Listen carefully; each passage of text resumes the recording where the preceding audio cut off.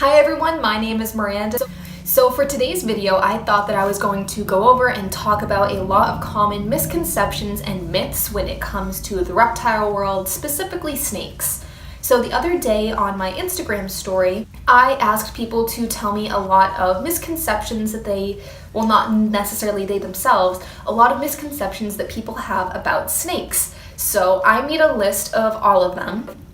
And I was just going to go over each one and talk about if any one of them has any sort of truth to them, just a lot of baloney. So what better animal to go over my snake misconception with than my gargoyle gecko Boopy? I believe this is the first time that I have ever had him in a video, and yep, the reason why is because he's extremely fired down right now, by the way. And the reason why is because he is constantly, oh, yep, here we go. Get a gargoyle gecko, they said. It'll be great, they said. Anyway, I love Boopy, but he doesn't do that great with handling in large doses.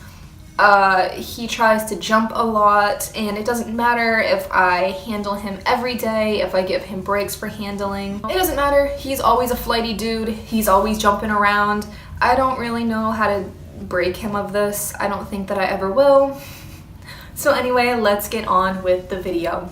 The first misconception that someone said was that snakes are all poisonous. And yeah, there are so many people who all think like, oh, all snakes are poisonous. And the biggest issue with that is, first of all, I don't think that there are any poisonous snakes that could harm humans. And if you don't know, the difference between venom and poison is if something bites you and you get hurt, that's venom. If you bite and ingest something and it hurts you, that's poison.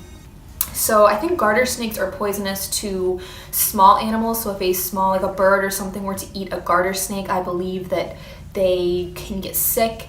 But if a human, like, you shouldn't really be eating snake anyway. But I'm gonna go ahead and say that I don't think that any snakes are poisonous enough to harm humans. This kind of segues into the next misconception that people have, and that has to do with how to tell if a snake is venomous. There is a chart that is very popular that goes around probably like every year or so around spring when people start going outside on how to tell if a snake is venomous or not.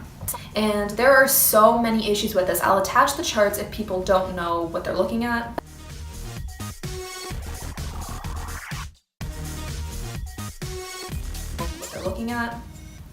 But basically it just says that if a snake has slit pupils and like a pointy snout and weird vent scales and a triangular head, then that means that it's venomous, and all other snakes are not venomous.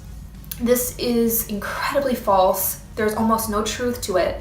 I'm going to attach some photos of Elton, my ball python's pupils, and he is definitely not venomous.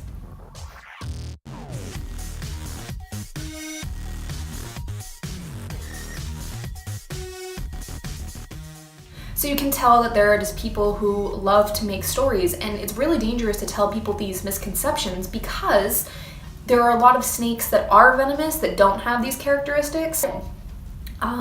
There are plenty of snakes that are dangerous to humans, and if someone thinks that they saw this chart and they're like, oh, well, there's no way that the snake is venomous, and then they go out messing with it, that's how disaster happens. And people, they shouldn't really be messing with the wildlife anyway, but unfortunately it does happen, and it's only reinforced when people spread so much information. Another misconception about venomous snakes is that the brighter or more colorful they are, then this means that they are venomous. While this is true in some cases, it's definitely not true in all of them. For example, ball pythons, corn snakes, milk snakes, those are just like the first three off the top of my head that are very bright. So it's really strange that people still think that after all this time, especially when snakes are becoming more and more popular as pets, you would think that that kind of myth would be busted. There's always going to be people who are, you know, kind of down the wrong path when it comes to information for snakes, but you'd think that by now that one would not be a myth anymore. So another popular misconception that a few people suggested was that they're aggressive, all snakes are aggressive, and that they have large teeth and will always try to bite you. No snake is aggressive. This is definitely not. This thing that people think, definitely not true. No snake is aggressive. What snakes do get is defensive. Snakes do not have the part of their brain that controls any sort of emotion. So while it is true that they can't feel happy or sad, they definitely can't feel angry or mad either. So whenever they bite or they get into strike position or they run away, this is just a reaction to the stimuli. Something is frightening them and they're trying to go away. They're trying to run away. That's them being on the defense and trying to defend themselves. It's not aggression. No snake wants to bite you. No snake is, their first reaction shouldn't be to bite you. They're just afraid. They don't do it to be mean. They don't do it for any other reason except defense. We really do need to break the stigma that snakes are aggressive, because it's just not true, and it's very dangerous for people outside of the community to keep thinking that we keep dangerous and aggressive pets. Of course, I definitely couldn't have asked this without several people suggesting the story of this woman who had a pet python that she slept with, and suddenly it stops eating and she takes it to the vet, and the vet tells her that the snake is sizing her up to eat her. I will be the first to admit that I loved snakes as a child. Even when I was a little kid, I believed this. And it wasn't until maybe like 5 or 10 years ago that I was like, okay, this isn't true at all. And I actually did my own research and realized, there's no truth to that. Snakes do not size up their prey. Anyone with a snake will know that when it is feeding time and you put the prey in the snake's enclosure, they do not spend time sizing it up before they eat it. They immediately strike and then they eat. They don't take out a measuring tape. Snakes will eat prey that can be too small, and very rarely do they eat prey that can be too large. They don't go out of their way to get the largest prey.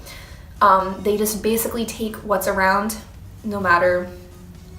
And snakes are able to tell. Like, I've heard that a snake is able to not, like, obviously they don't measure, but if something is too large, they'll give up and they won't eat it. So there you go. A snake is never going to try to size you up and eat you. There's absolutely no science behind this.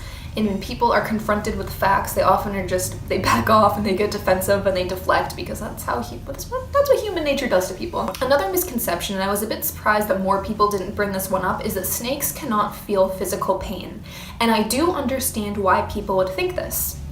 The reasoning is because people are always having snakes that get burned. And you would think that if a snake could feel pain, then they wouldn't allow themselves to get burnt as severely as some of them do. But even if they can't feel themselves getting burnt, that doesn't mean that they can't feel pain. I hope this makes sense. But I know for a fact that this is not true. I think a good way or an example to think of it is, I hope that many people have never experienced or seen this, but if you have ever seen a snake who has been injured or hit by a car, they're almost always writhing in pain. It looks just awful. If a snake could not feel pain, they would not be having this reaction. Snakes, like a majority of living things, can definitely feel physical pain. Even if they can't feel themselves getting burnt, if they were to be hit or dropped or, God forbid, stabbed or just injured, scratched or something, they are going to feel that and they are going to be in pain. And it's very sad that people don't think that this is true, because your snake absolutely can feel pain. So the last misconception that many people put, it was by far the most suggested, was that snakes are slimy. This could not be any more from the truth unless you maybe have an aquatic snake. Snakes are very smooth. Depending on the species, some of them are a bit rough, but they are far from slimy. If they're kept in good care, they are very soft and should have nice supple scales. Never ever slimy again, unless it's maybe an aquatic snake that has just come out of a pond or something. Snakes are definitely not slimy. And I think it was really cool. Yesterday I was actually out taking snake pictures, and there was a group of kids outside that were watching me. And one of them, probably the most adventurous, was like, "Hi, can I pet your snake?" And I said, "Sure." And it was two little boys, 2 little girls. And honestly, the girls, they were definitely more outgoing than the boys were. And it was one of them who pointed out, they're like, I always thought that snakes were slimy, but he's really, really smooth. Even though people think that snakes are slimy, they definitely aren't. And it's just through education that people lose that fear, because one of them said that they wanted a pet snake after, and I was like, oh, it's a big responsibility, so just make sure that it's something that you really do want, ask your parents obviously, but it was really cool to kind of have that educational moment with some kids outside. I hope that cleared up some misconceptions that people had about snakes. I definitely want to do another video like this sometime in the future. I definitely like making content where I can interact with my followers, such as ask them questions, answer it, because I feel like everyone's doing the, oh, ask a question about me, ask my opinion on something, but I like knowing my followers' opinions. So I might do other things where I can interact more directly with followers, because I think that's my favorite part. Like, I love interacting with people who share a love for reptiles.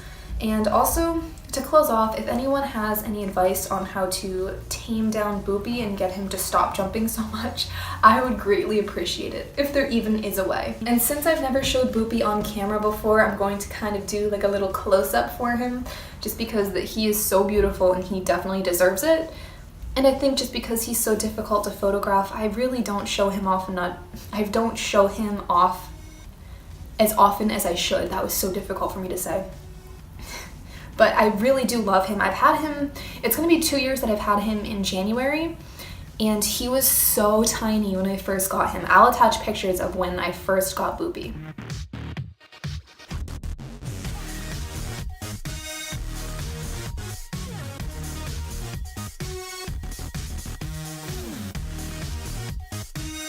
Like I said, he's very fired down right now. When he's fired up, he's like bright brown and orange. He's such a pretty gargoyle gecko. I don't know anything about morphs either for gargoyle geckos, by the way, so I could not tell you what he is. I just got him from a local reptile pet store. So here's gonna be some footage of Boopy before I close.